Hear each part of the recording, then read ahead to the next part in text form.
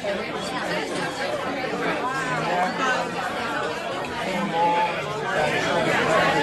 everyone. Can you hear me in the back? Ken Catterton, can you hear me? Victor, can you hear me? Can you hear me back there? You all okay? We ready then? All right, well, welcome, everyone. Hi. Welcome. A few months ago, I was part of a focus group for the Delaware Division of the Arts, where they gathered 10 to 12 artists to discuss concerns that artists in Delaware had. Their goal was to determine how the division might help artists in the coming years. Of the 10 artists I met with, I was the only one from Sussex County. One was from Dover, the rest were from Wilmington, and every one of them listed as their major concern the lack of visibility for artists and the fact that people don't seem to care enough about the arts. When artists have shows or readings, they're often poorly attended, and there's little publicity. As you can imagine, when it was my turn to speak, I felt awful for those artists, because this, right here, 92 people in this room, 92 people showing up on a freezing Tuesday night. This is my experience of the arts in Delaware.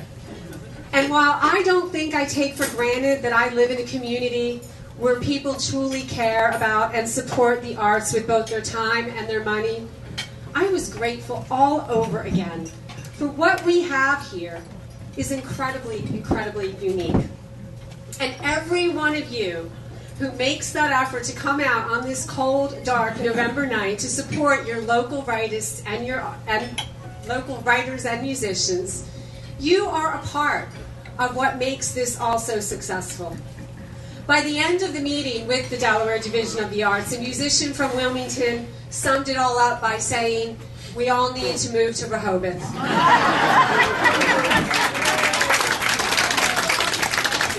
So not long after this, on November 1st, there was something called Delaware Authors Day, where Delaware authors were invited to participate in book signings and talks about writing. In the week leading up to this event, I heard over and over on the public radio station an announcement which said over 30 Delaware authors would be participating in the event. And every time I heard that announcement, I just smiled because I knew that 18 of those 30 authors were Rehoboth Beach Writers Guild members. And it gets better. 15 of those 18 authors have published a book in just the last 2 years. This is incredible. All of this brings me to the buttons that we've handed out tonight, which say "Read Local."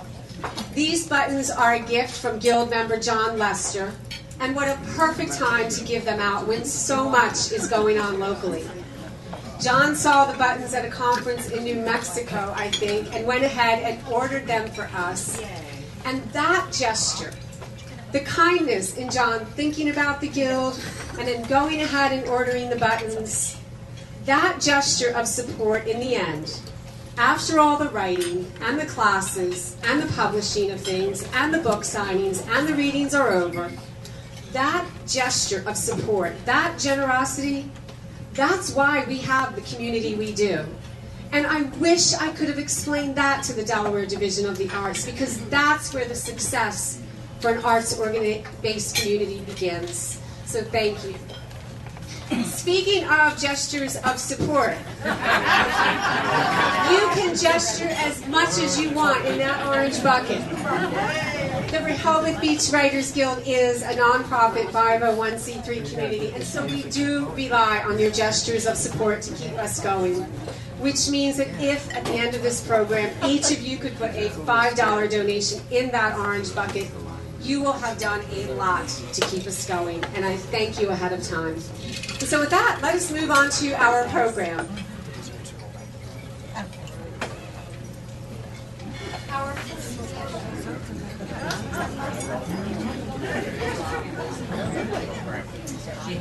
way this works is that I will announce the song and the writer of the song, and then I will announce the two readers who have written something that in some way connects to the song. Perhaps they were inspired by the title or one of the lyrics or just some theme in the song. The only caveat for the writers is that they need to keep their word.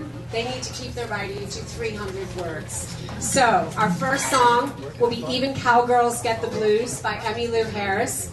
And our readers are Don Challenger and Nancy Sherman. Yes.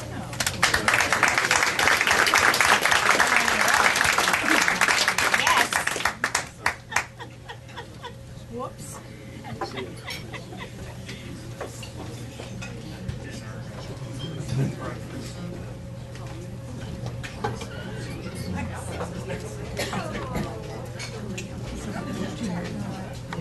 I didn't have my glasses on when it said breed loco. I don't usually like to talk about stories before I read them.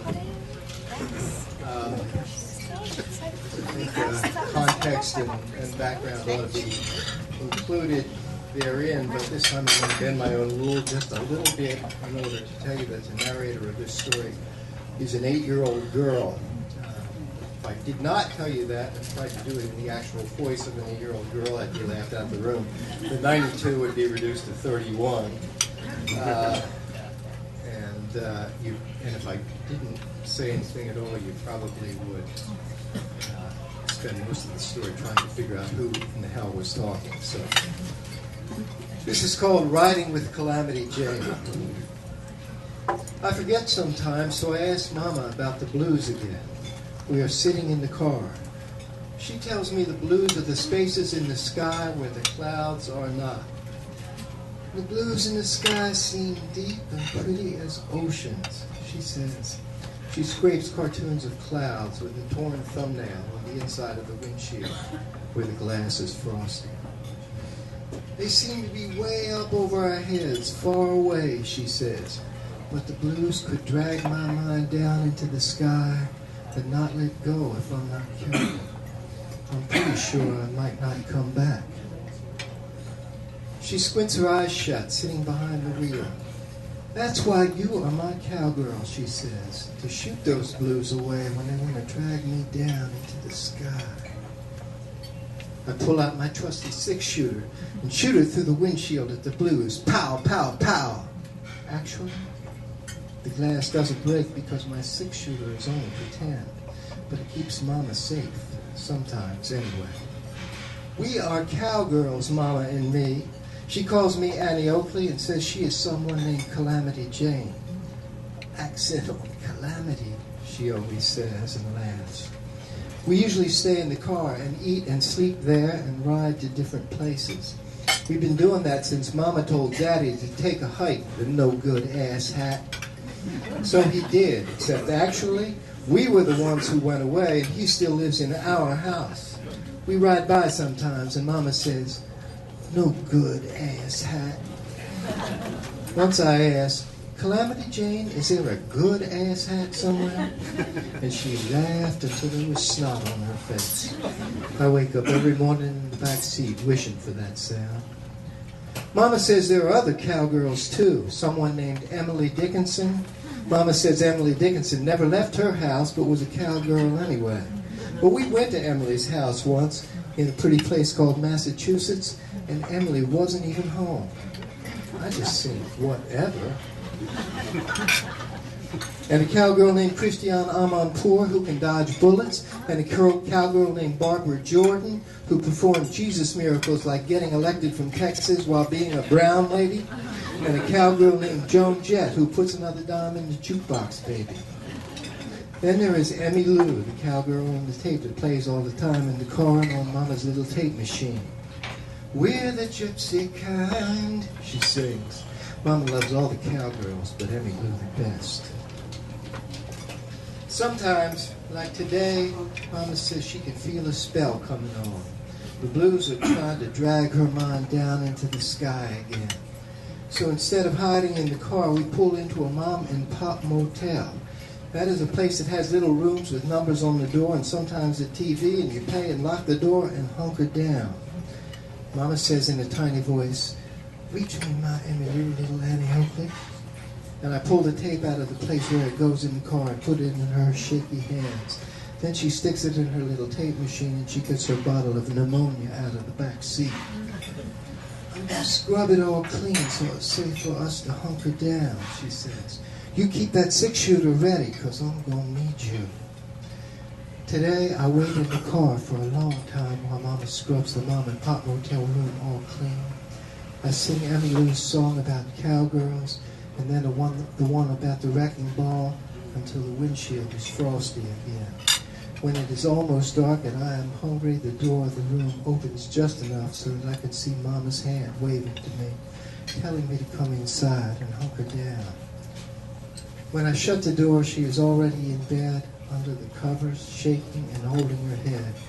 My eyes are crying from the smell of the pneumonia she used to scrub it all clean.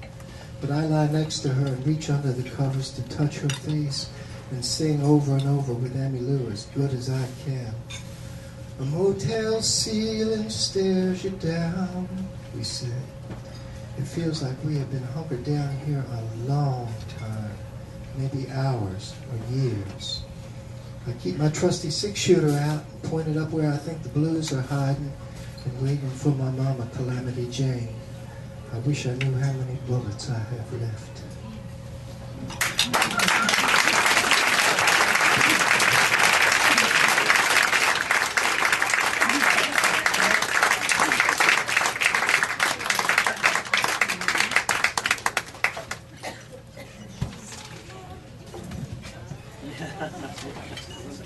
Even cowgirls get the blues. You hated country music. And at the Timonian Fairgrounds each summer, you objected to your mom's suggestion that you and she go through the Cow Palace to see the animal displays presented by the 4-H Club. The smell of cow manure was overwhelmingly disgusting to you, and naming the building Cow Palace did not elevate it to a royal abode. It still housed smelly, fly-covered bovines.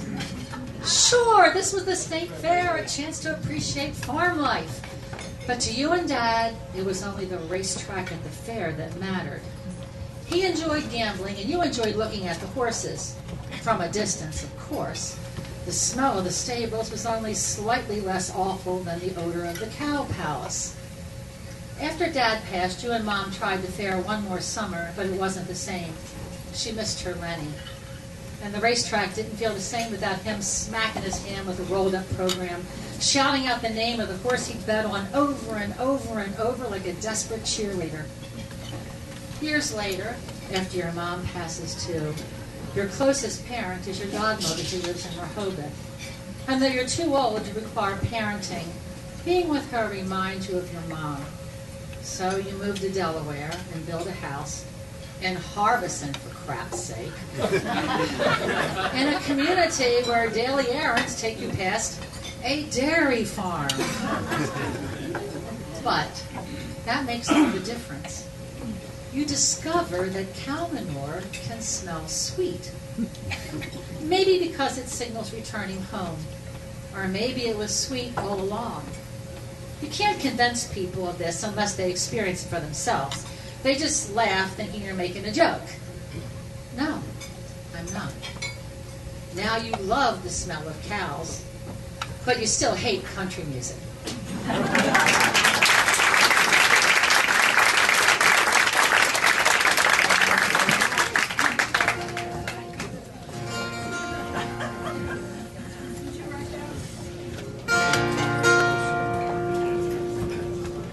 We're gonna listen to see what Kent says.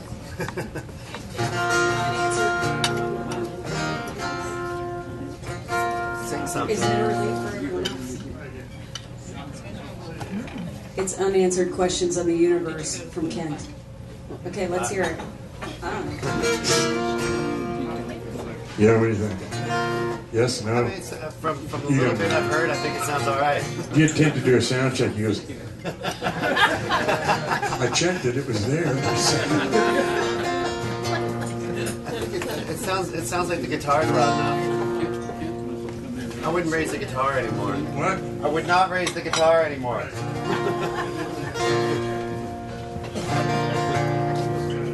Enjoy our sound check. We can't do a sound check when we get here early because you guys are eating. And I'm always late. And you're always late. Okay, that's really the reason.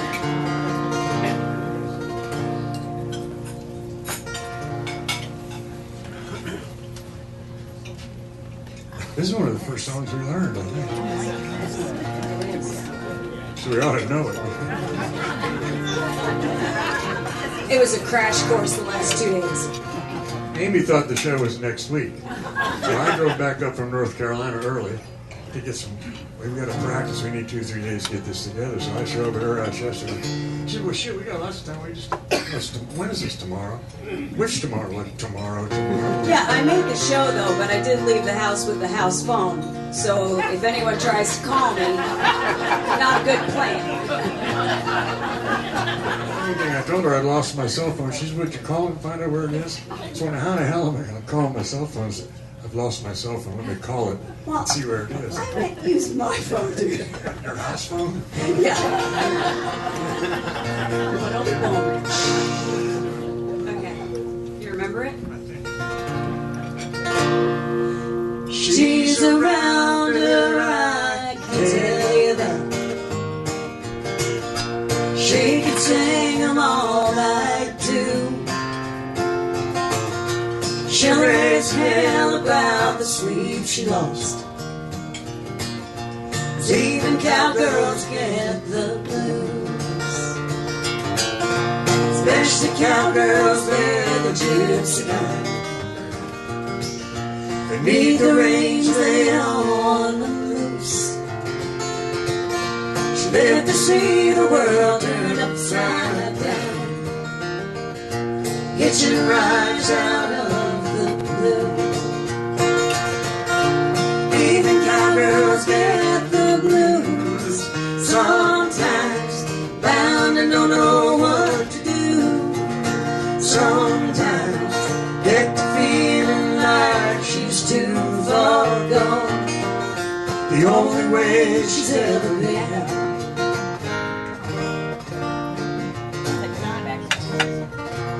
Lonely nights are out there on the road.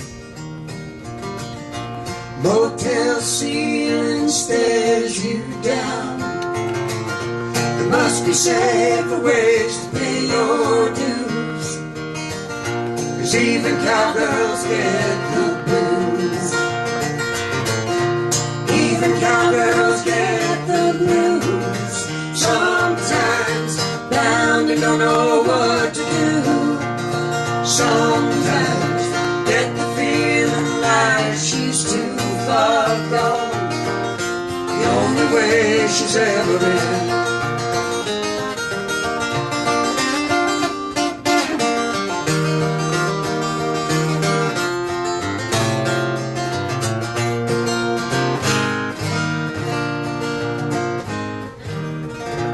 Lonely nights are out there on the road.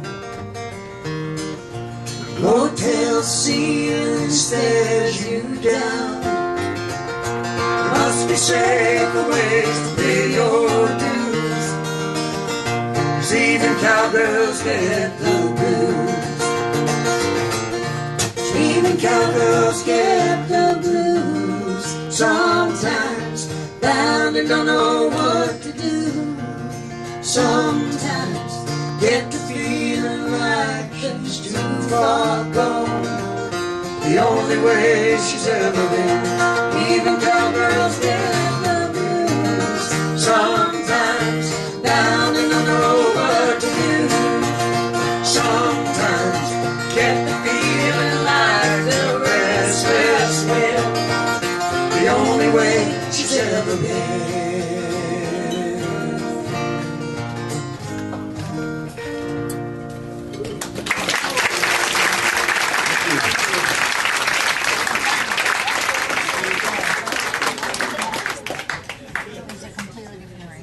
Song is Fever by Peggy Lee, and I will tell you that long before I met Amy, I was at Irish Eyes with Stuart, and I heard Amy get up and sing Fever, and I hit Stuart and said, you need to get that woman for the Guild. So it'll be nice to hear you sing that again. The song is Fever by Peggy Lee, and our readers are Phil Fretz and Kelsey Dugan.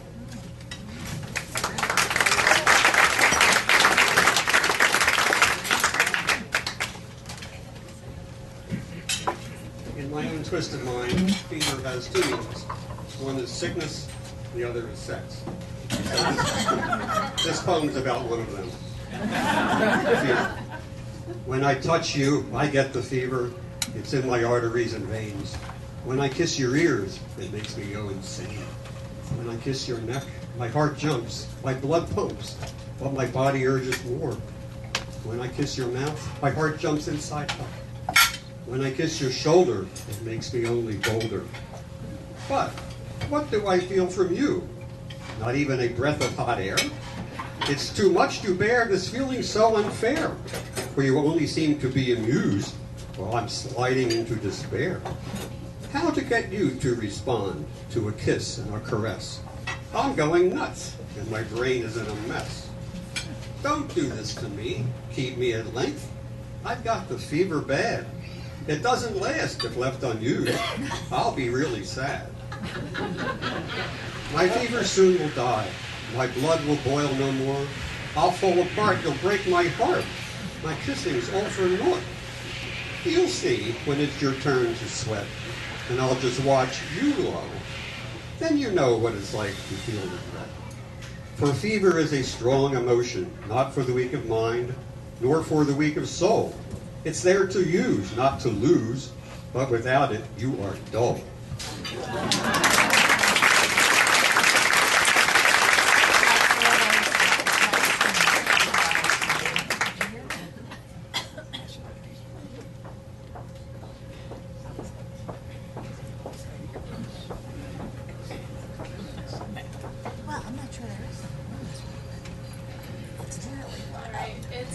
It's been a while since I've been up here, and I just want to explain. My poem is in response to Edna St. Vincent Millay's poem, What Lips My Lips Have Kissed and Where and Why.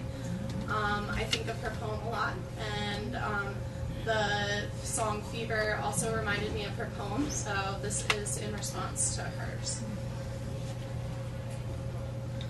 I think of this poem in the moments of settling, when both try for common ground. In bed, body language is the best negotiator. About the time that his arm goes numb, and he rolls over, breaking the blanket treaty, I begin to wonder, how did you find a man not attacked by pins and needles? Then, I question my own fate. Will I forget that he slept on the outside, just in case of an intruder? Or that his steady breathing, like white noise, was enough to shake the thoughts that clung to sleep's trail, if only for one night? And if it does happen, I won't miss the quiet guilt, felt every glance in her direction. However toxic they were, won't ever justify us. So, if I forget the fever of his touch, you leave me hopeful knowing that I will remember that I once sang a summer song. So as weight shifts back, arms pull me into the here and now, and even as snow clings to the window, his warm embrace feels like a summer song. And I can't help but think, what a lovely way to burn.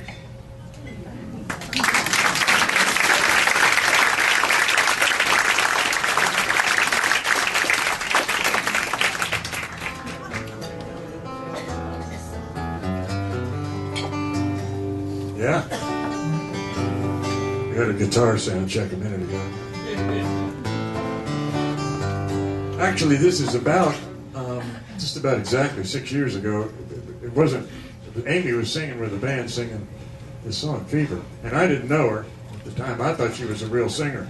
I didn't know she was singing along with the local band. And so Mary Beth and I were putting together a show. We needed three jazz singers, female jazz singers. We had two, and I said to Mary Beth, "You need to get this girl to sing for the Guild immediately." She said, "I'm too shy." Isn't it cute they're fighting over me? She said, "I'm too shy, you go talk to her." I said, "It's your guild, you go talk to her." So Mary Beth went and talked to her and tried to explain this thing that we do here.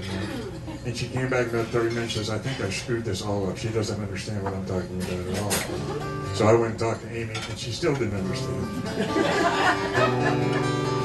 Which isn't Amy's fault. It's hard to explain this. So anyway. How do you explain this? Anyway, Amy ended up singing at the jazz thing, and so then Amy and I started singing together. So that's...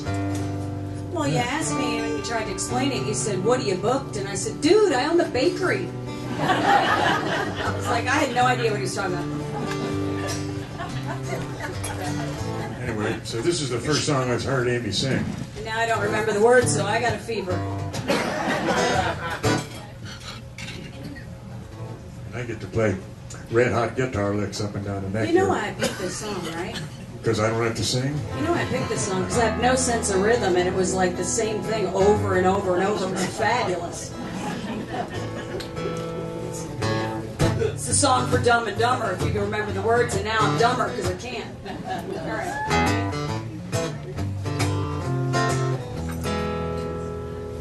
You're killing me.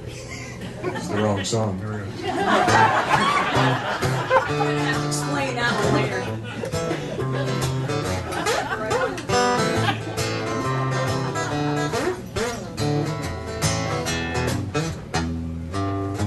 Never know how much I love you.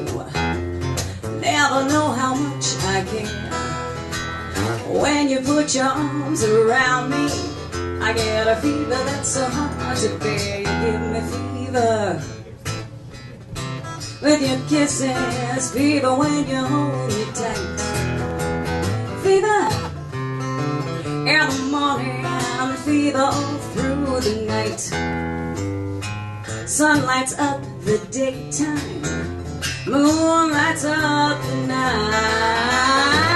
Light up when you call my name, and you know I'm gonna treat you right. You give me fever with your kisses, fever when you hold me tight. Fever in the morning, fever all through the night. Everybody's got the fever, that is something you won't know. Fever, hell, it ain't a new thing. Fever started long ago.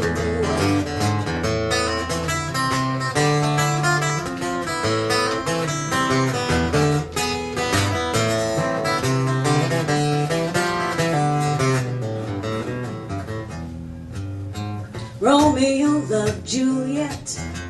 Juliet, she felt the same. When he put his arms around her, he said, "Julie, baby, you're my flame. Now give me fever with your kisses, fever with that flame in youth. Fever, I'm on fire, baby, I burn forsooth."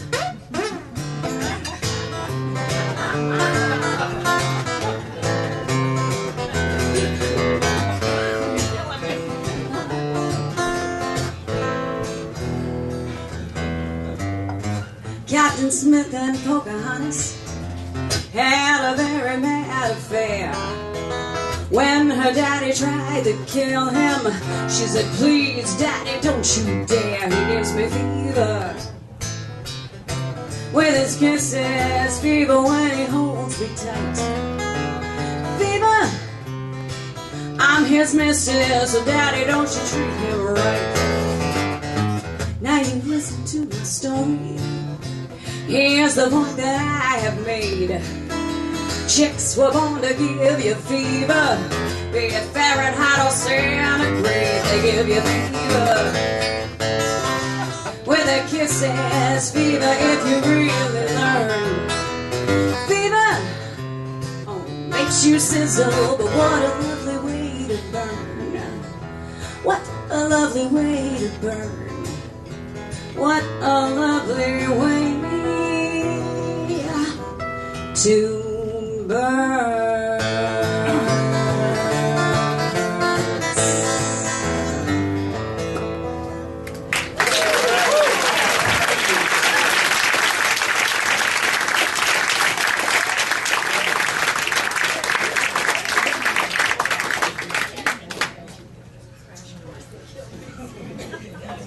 next song is Rockin' Pneumonia by Johnny Rivers, and our readers are Kat Houston and Frank Minnie.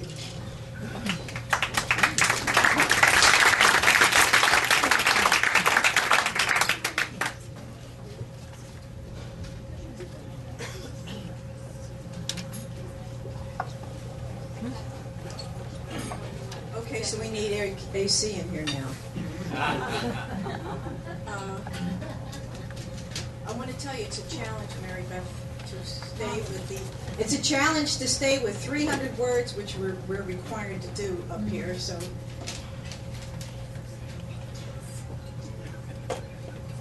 she was an unpopular kid at school. Why? She didn't know. She was smart, but shy, and tiny for her 8 years. Little hands and little feet, even little ears. The shortest one in class, long, soft, dark brown hair, dark brown eyes with a deep blue ring around them that made her eyes look like something mysterious was locked away. But when people didn't care, they never saw her dreamy depth, her tender heart, her quiet inner soul. So she kept to herself. Her life was reading Nancy Drew and Hardy Boys books, lots of books, and taking walks in the park alone. She got a bad cold, and Mom told her she had pneumonia. Her parents took her to the hospital. She took weeks to recover. Finally, she came home, but she wasn't allowed to go back to school for 2 months. She read her books to keep up with class. One morning, she sat at the top of the stairs, listening to Mom say to Dad, Mom's father had died young from pneumonia. The little girl wondered if she might die young too. Weeks were spent looking out her small blue window in the bedroom, seeing snow softly melt, revealing dark brown grasses and long trees, still and silent, waiting for life to return, just like she was. Finally, spring, slowly reviving trees with feathery golden green leaves. She felt warm, sun-glowing breezes rustling through her window. And one afternoon, her mom was excited, answering the door, and ran upstairs, bringing her a huge card. It said, "Get better soon," signed by all her classmates. And Mom shouted, "Look out your window." The little girl heard singing. She looked below, and 15 classmates were waving to her, singing her name, Cherise, Cherise. Oh my goodness, she thought, this is for me. How lovely to be alive.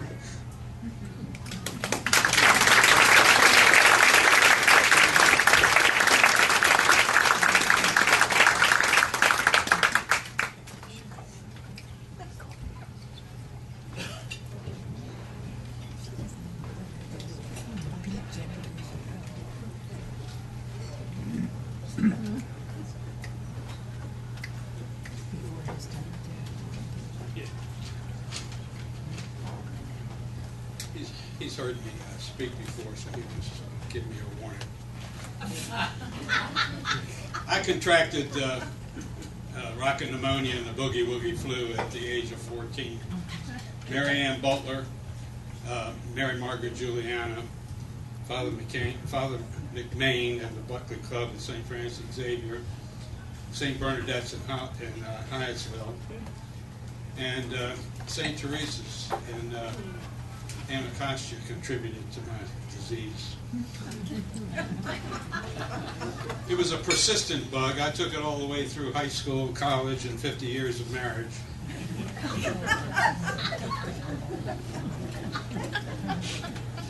And I have about 160 words left of my 300-hour but I'm going to forfeit. And what I'm going to say to you is I know that this bug went viral. They had it in Philadelphia, they had it in New York, they had it in Baltimore, and some of you have caught it. So what I'm going to do at this point, instead of describing it, is I'm going to ask Sarah Barnett to join me, and we're going to demonstrate what it looks like. If anybody out there who has the bug would like to join us, please feel free. Thank you.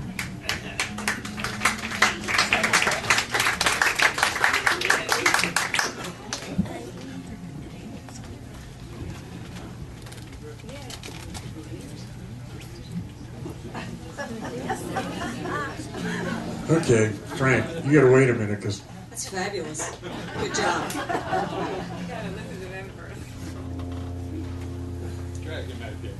Hold on a minute, Frank. Okay. Hold that thought. The reason I like this song, it's a Johnny Rivers song. It's a dumb song. It's dumb as a mud post. I mean, this is dumb. But I like Johnny Rivers because back about almost 49 years ago, this fall, I was playing guitar. I was in Richmond, Virginia, and a friend of mine had some money, and he had 2 electric guitars and an amp, and a friend that played bass. So I went over to his house, and I got to play his electric guitar. First time I ever played a real guitar was a Gibson ES-125 Cutaway, tobacco sunburst finish. It was a Fender Princeton amp. Anyway, I was playing this song, and back then I was telling Amy about some of this stuff. We didn't have, the things you have to learn songs with today, so we had to listen to either the radio or the television. And this particular song, you had to pick it up quick, unless you had the 45. But this was a song that had 3 notes, 3 basic notes in it, and 3 chords, which is about our speed. We've been playing about a year, so we could handle it. So we commenced playing this song sitting in this kid's bedroom, and his mom was a rather accomplished pianist. She was listening to us play, and I got to singing it because these guys couldn't sing a lick. So I commenced to singing this song. This guy's mom said, "Boy, you can really sing," when he got done. That's the first time in my life anybody ever gave me any kind of kudos for playing guitar and singing. That was 49 years ago, right about now. It was a Johnny Rivers song, and it had these 3 notes. And a couple of chords. It was a little ditty that he did for a TV show, actually, and it became iconic for spy shows.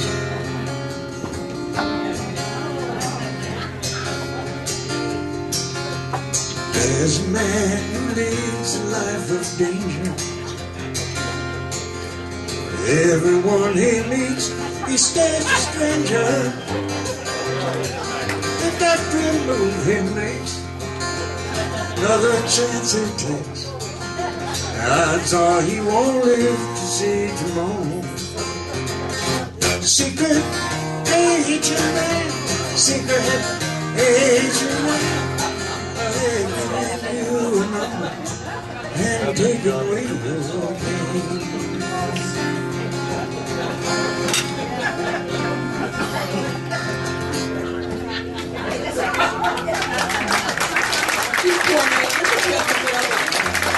I don't have to watch it. It's just... So he shows me this in the kitchen the other day, and I go, I bet he's going to play it. So I went to grab the sunglasses tonight, and I grabbed the house phone. So that would explain that.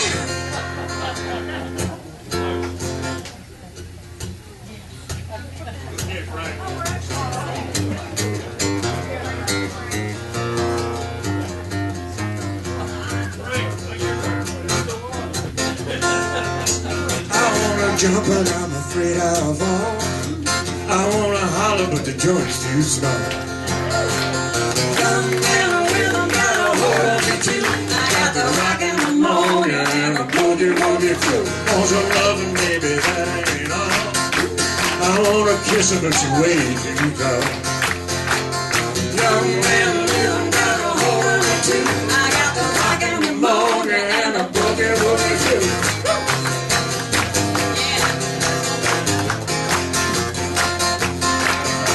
I wanna squeeze her, but I'm way too low.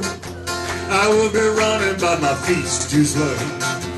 Oh, young man, rhythm got a hold of me too. I got the rock and the moan and the boogie woogie too. Baby's calling now, I'm hurrying home.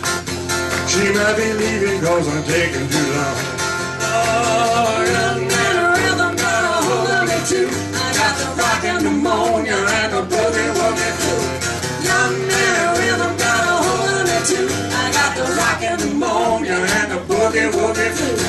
Young man, rhythm got a hold of me too. I got the rock and the moan and the boogie woogie too.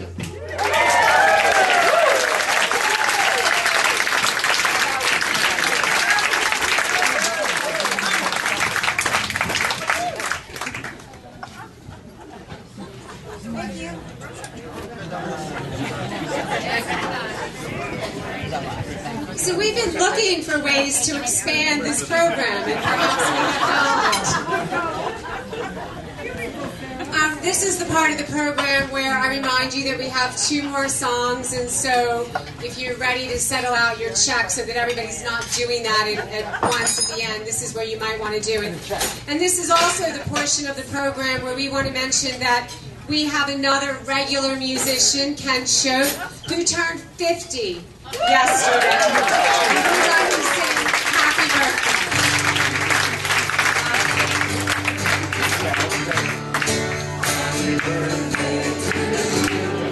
Happy birthday, dear Ken. One syllable. Happy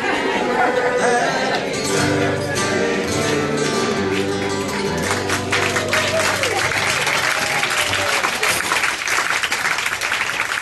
Make a wish. He's a baby.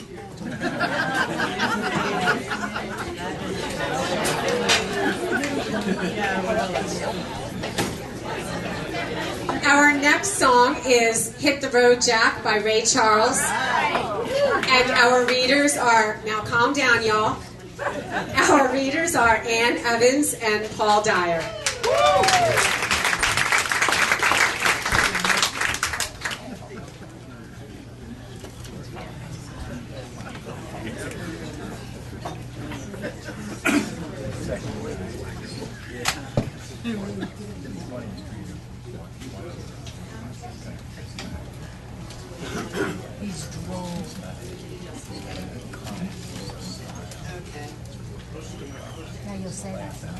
No names have been changed. There were no innocents. The hushed whispers traveled up the stairs. The glow from the clock read 3:04. I couldn't wait any longer. We had lived in this house for 20 years, so I could navigate every inch in the dark. Quietly at the bottom of the stairs, I waited. I could still hear the whispers from behind the family room. Thin streaks of light from the street lamp filtered in, but the back hallway was dark. I listened. It was only his voice I could hear. I knew he was on the other side of the door talking to her. I remember the crystal doorknob, the click of the brass latch as I gently turned it. I remember the long, white spiral phone cord following the eerie light of the phone receiver up to his ear. He was hunched over, but he turned to see me in the doorway. His rage at me was escaping from every pore on his body, illuminated by the glow of the phone. "Get out, I need privacy," he said. I flipped on the light, spitting back. "Privacy? Are you crazy? You're talking to her, I know it." He grimaced at the harsh light, changed his tone. "Please go, I'll be finished in a minute." Somehow my feet wouldn't move. I heard him whisper something and then goodbye. "What the hell are you doing on the phone with her at 3 in the morning?" I said. "She's distraught," began the list of excuses. "Now she insists I can't move back in with her until I'm legally separated. So after the holidays, I'll be moving into my brother's. But I'm going to see her now. I have to. I'm afraid she'll do something to hurt herself. I reach down deep within for the centuries of accumulated resolve of every woman who has ever stood in this place and responded. I don't want you here through the holidays. I don't want you in my bed. And I don't want you. Hit the road, Jack, and don't come back for a while.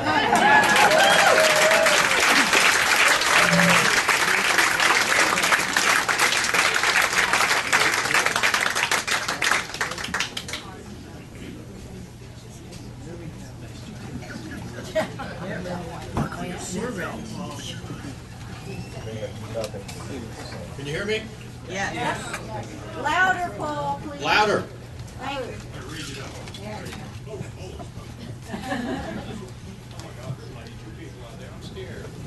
All right. I got some.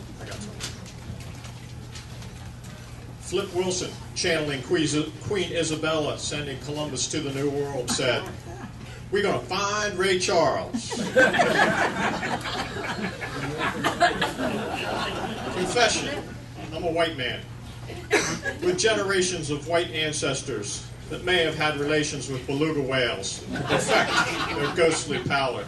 1962, no red and blue states, but there were white states, and I hailed from two of the whitest, Oregon and Maine. Finally deposited in subdivision Green Acres, Wilmington, Delaware. 100% white.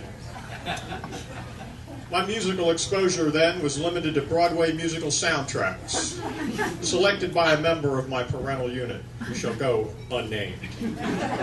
My Fair Lady, white British people. Gigi, white French people. The closest thing to persons of color, the light tint on the islanders of South Pacific. And in a travesty of gigantic proportions, my family managed to leapfrog the likes of Sam Cooke and Etta James, landing foursquare upon the singing nun. Dominica, Nika, Nika.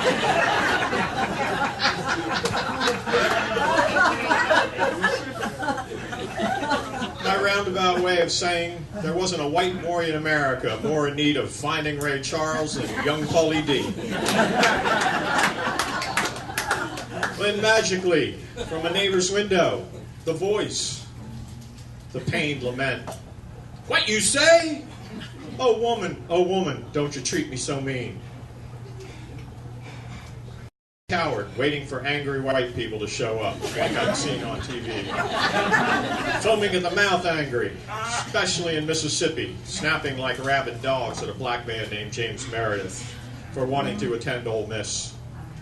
Hooked, I was back under that window the next day. Heard Ray doing Busted. Crying time. If a 10-year-old boy can have an epiphany, I did. I knew then why these people were angry. White people had the singing nun. The seemingly serene James Meredith had Ray Charles. 6 years later, the National Guard patrolled the burned-out neighborhoods of Wilmington. My innocent theory went up in smoke as well.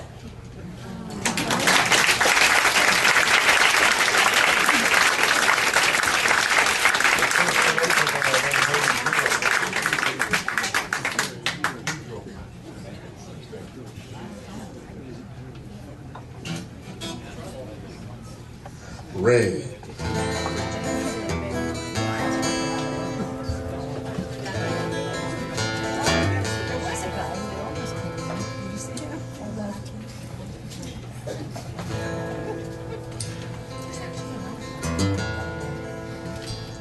I first started playing guitar down in Richmond, Virginia. I played my first gig in a coffee house down on Carey Street in Richmond at a club called the Scarlet Griffin.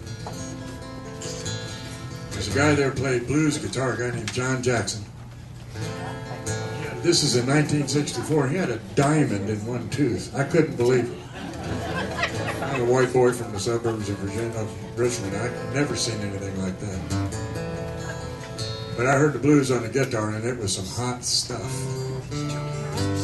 I never really got into playing that, but I always liked it. And it's got that feel that some other stuff doesn't have. Ray's got it. This is one of his, I think, one of his better. Well, as Amy wanted to tell you a little musical lesson here. Because I learned it. This is the same chords as Fever, only backwards. Played slightly sideways is what we call it. You play it backwards and sideways, and instead of being Fever, you get pretty tricky. So when he says he's playing the wrong song, he really is. If you play Fever sideways, you get House of the Rising Sun. That'll be next month's pick. Start thinking about what you're going to write about. We're going to play Ray regular. You can't play Ray regular. Yes.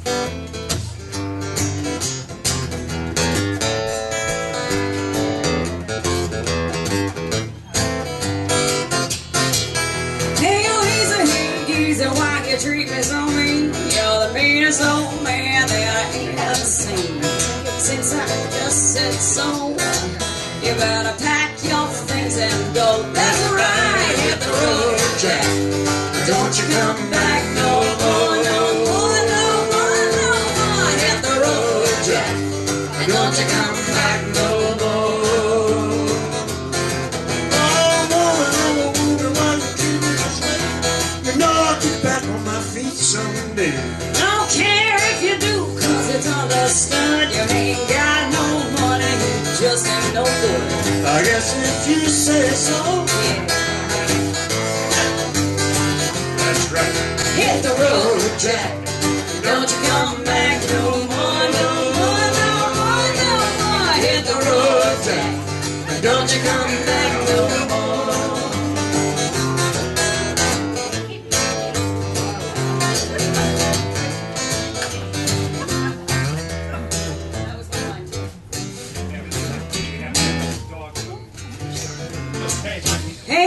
Hey, Weezer, why you treat me so mean? You're the meanest old man that I ever seen. Since I just said so, you better pack your things and go. That's right, hit the road, Jack. Don't you come back no more, no more, no more, no more. Hit the road, Jack. Don't you come back no more. Don't you come back no more. Don't you come back no more.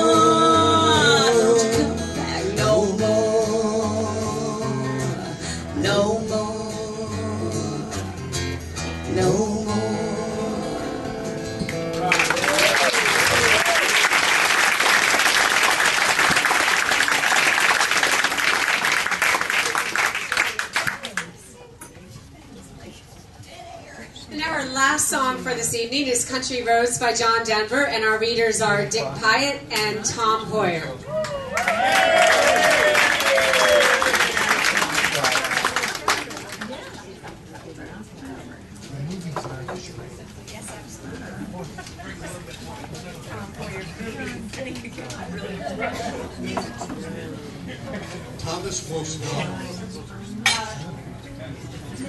Thomas Wolfe's novel, You Can't Go Home Again, explores the unfair passing of time, which prevents his protagonist from ever being able to go home again. On his road home, Robert Frost has promises to keep and miles to go before I sleep. Originally drafted as a ballad about driving little country roads in Maryland, John Denver rewrote and then performed Take Me Home, Country Roads at the Cellar Door in Washington, D.C., December 30, 1970. I sympathize with Thomas Wolfe. I lie in bed at night and remember people I've known and places where I knew them, places I called home. And I've become painfully aware that the passing of time has made my return to those homes and those people impossible. During sleepless nights, the words of Robert Frost remind me of the tasks and accomplishments I yearn to complete before I sleep. And I emphasize with John Denver's lament, country homes, country roads take me home. The New York Times tells of a group of men in their 70s being immersed for a week in total 1995 environmental recreation. They exited feeling and acting 10 years younger. As a child, before the construction of the Baltimore Beltway and US 70, we spent many weekends driving west to Garrett County or south to the Severn River. Often in recent years, I have sought to recapture my youth by immersing myself in an attempt to retrace those old roads, to travel again over those same narrow country roads we traveled before the advent of beltways and superhighways. I too lament that I shall never recapture my youth by going home again along my old country roads. They are gone. Or if not, I doubt if my Garmin would know how to respond to "Take me home, country roads."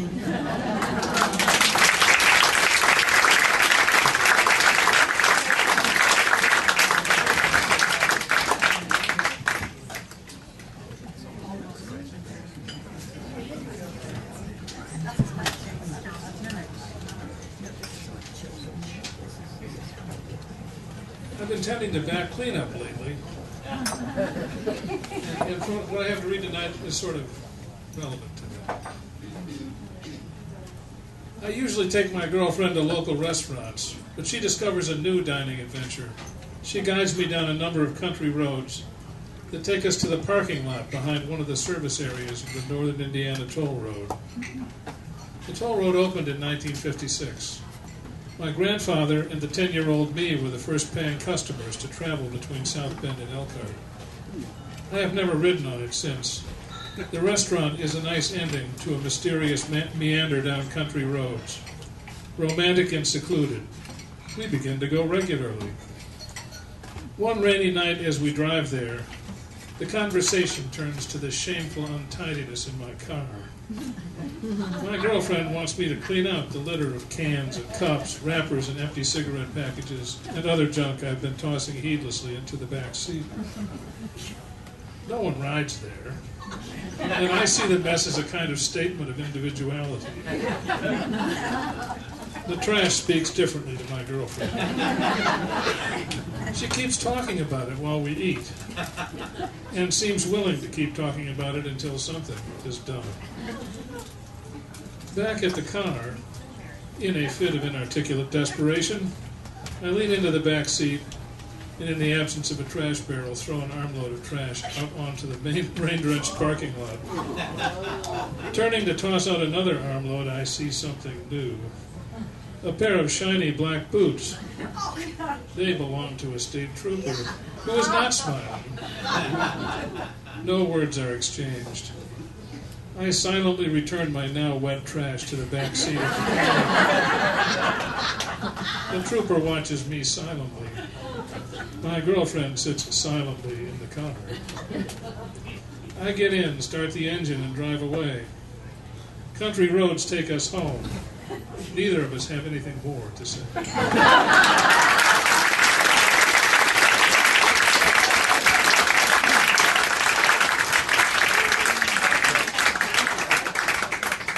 I was waiting for the part about your dad. It might have been in the back seat underneath the wet trash.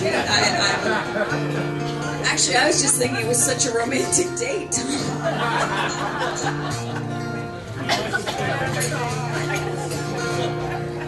When this song came out, I lived in the Shenandoah Valley of Virginia.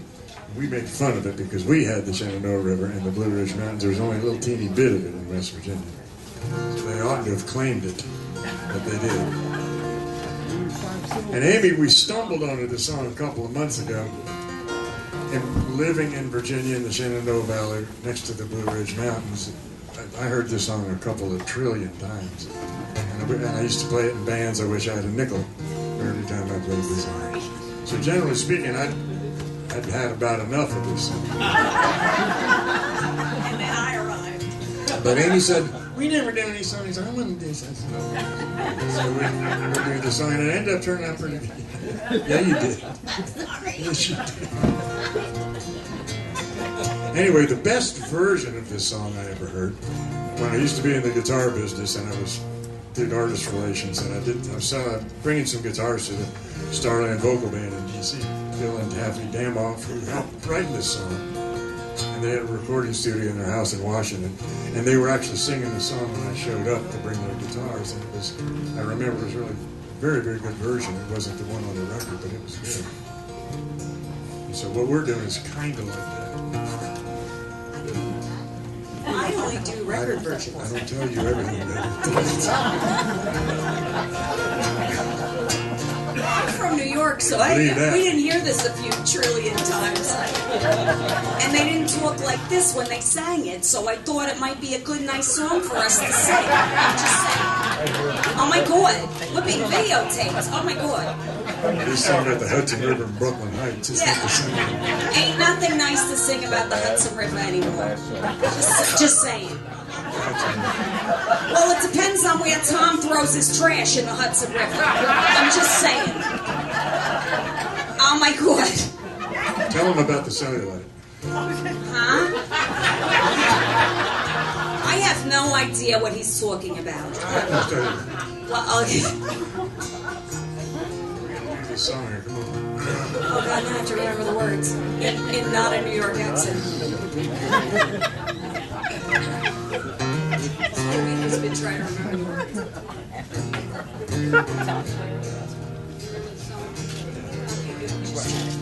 Playing the right song? Okay, just checking. You might be.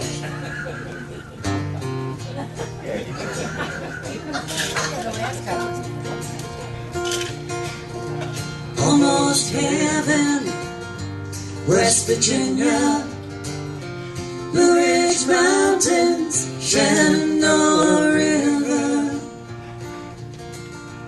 Life is old there, older than the trees, younger than the mountains, blowing like a breeze. Country roads, take me home to the place I belong. West Virginia, mountain mama, take me home. Country roads, all my memories gather round her. Miner's lady, stranger to blue water, dark and dusty, painted on the sky. Misty taste of moonshine, teardrop in my eye. Country road, take me home to the place I belong. West Virginia, mountain mama, take me home. Country road, I hear a voice in the morning hours. She calls me. The radio reminds me of our home far away. Driving down the road, I get a feeling that I should have been home yesterday. Yesterday. Country roads, take me home to the place I belong. West Virginia, mountain mama, take me home. Country roads, take me home. Country roads, take me home. Down country road.